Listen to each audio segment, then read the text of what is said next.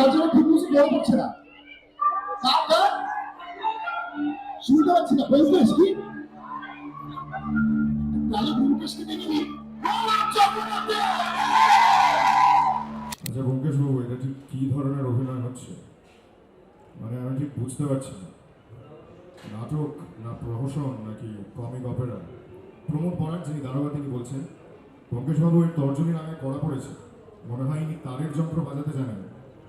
ও তাহলে comic Opera?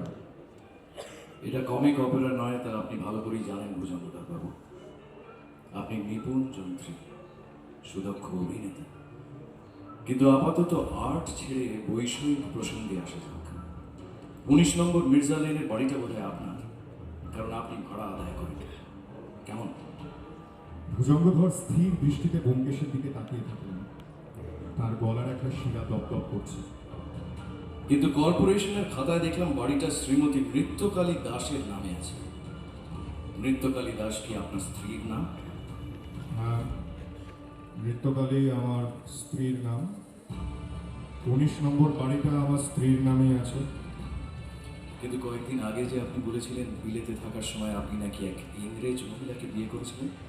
আগে হ্যাঁ, তারই স্বদেশী নাম নৃত্যকালী, বিলিতি নাম ছিল নিটা।